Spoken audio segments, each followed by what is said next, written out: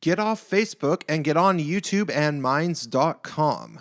Hey, it's Prince of Queens, and I have been meaning to make a video for a while that will hopefully inspire more people to ditch Facebook as their primary source of news and cultural information in favor of YouTube and Minds.com, which I think are growing fast in social media relevance. You see, Facebook itself is crooked, and there's no ifs, ands, or buts about it at this point. They filter information very deliberately with algorithms so certain things pop up in your feed and not others. And basically every single one of those things are politically biased. Those clips that start playing without you even clicking on them are the worst. It always seems to be from sources like Fusion, Now Next, AJ+, Mike, and MTV News, which are all either majorly skewed and intellectually dishonest, or just flat-out misinformation. These clips, of course, are prioritized by Facebook to show up more often in your feed, and since they start playing before you even click play, they are basically feeding you propaganda you can't escape without signing off of Facebook. I don't want to get into the details of how this all works because it's complicated, algorithms are tricky, and I'm no mathematician. But there's a reason for the fact that Mark Zuckerberg attempted to offer the entire nation of India free internet with one major string attached, which was that it would only include certain websites, which would obviously revolve around Facebook. Fortunately, the nation of India ended up declining the offer. They were smart enough to know that this would be providing citizens with a false sense of gathering fair and balanced news from the internet. Furthermore, I know from my own personal anecdotal experiences that Facebook actively censors people with the wrong political opinions, which is downright freaky. And before you say, well, they are a private company, they can do what they want, keep in mind that over 60% of Americans are getting their news from Facebook as a primary source. That said, I have personally been temporarily banned from posting on Facebook for using the words crap, hell, and saying that somebody was the pot calling the kettle black. This was, of course, during the election when I was arguing with a feminist Clinton supporter. I was even temporarily banned for calling a Hillary Clinton supporting feminist a bully.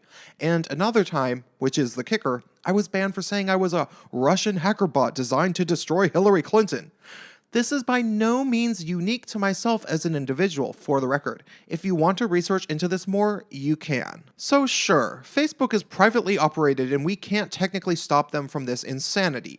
But we have to admit that if over 60% of Americans are getting their news from Facebook and they censor people with the wrong opinions as blatantly as they did to me and others, as well as very deliberately prioritizing the ridiculously biased quote-unquote news clips that verge on complete disinformation to show up in our timelines, well, why the hell are we still on Facebook? Truthfully, I think many people mainly use Facebook because all their friends are on it, so it keeps people in contact like a Rolodex, and that makes perfect sense. However, we now have Minds.com, which is a competing social network site that works in a very similar way to Facebook, and we really haven't had that since MySpace was basically abandoned. I would say, though, that a lot of people who were starting to become skeptical of Facebook have unfortunately become complacent with Facebook yet again after Trump won, as these leftists are so outraged about that they want to swallow every bit of regressive leftist propaganda put in front of them without questioning it because it's easy for them to view Trump as a sickening villain. Yet another consequence of confirmation bias. I am on Minds.com as Prince of Queens, and I would love it if you followed me, even though I haven't gotten in the habit of using it. You can even upload videos onto Minds.com, but so far I haven't done that. More so, I hope this video inspires a few people to really utilize YouTube for finding their news and cultural information, because YouTube is a really great platform at the moment for various reasons. Sure, you have to actually do searches and stuff, unlike Facebook, which just feeds it to you, and sure, there's a few problems with YouTube that people complain about, but it is possible for somebody to exist as a pure, independent content creator, and with the help of PayPal and Patreon, they can actually make their full-time living creating YouTube videos. By the way, my Patreon and PayPal is in the description if you want to tip me. Furthermore, my favorite thing about YouTube is the format, which is audio and visual, obviously. You can show footage which more or less proves that a specific thing has happened, or show an article that you are reading from while you debate or debunk it both visually and with commentary. YouTube is a much more powerful tool of sharing information than blogs, and yet sadly, it would seem that a lot of people haven't gotten the memo that you can do so much more on YouTube than you can in plain text, and many people still refuse to look at YouTube and disregard it as a valid source of information. They think, oh, it's on YouTube, it must be fake, even though you can put literally anything on YouTube besides certain profane or violent images. Still, it would seem that many people prefer staying on Facebook, reading the Gawker-like sites that show up in their timelines, including sites like Vice, which actually lie about YouTube personalities and call them right-wing even if they're not, like they did to Sargon of Akkad, who considers himself left-wing, and other leftist people who are my friends like Miss Misa and Irate Bear. It's as if these blogging sites know YouTube is a threat to their regressive leftist narrative and their business. And so they actively collude with Facebook to keep people trapped in the regressive left's echo chamber.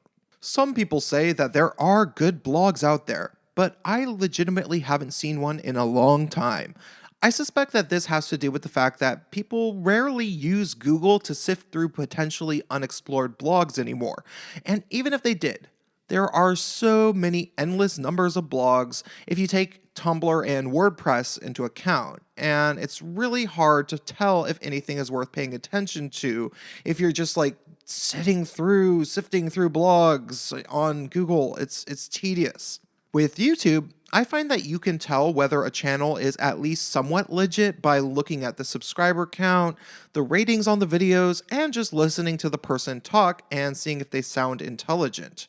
And of course, you can fact check stuff. YouTube has been criticized by some people as a men's rights advocate and anti-social justice haven, and I can see why people would say that. However, I legitimately just think that's because men's rights advocates and those who oppose social justice warriors usually simply tend to have vastly superior arguments, and it's easy for people like them, and I guess myself, to take apart the fourth wave intersectional feminist social justice talking points piece by piece, which we regularly do. Facebook presents an entirely skewed version of reality, and we know that for certain. And if anybody challenges the regressive left's narrative the way that I do, Blair White does, and Lauren Southern does, they'll end up censoring us.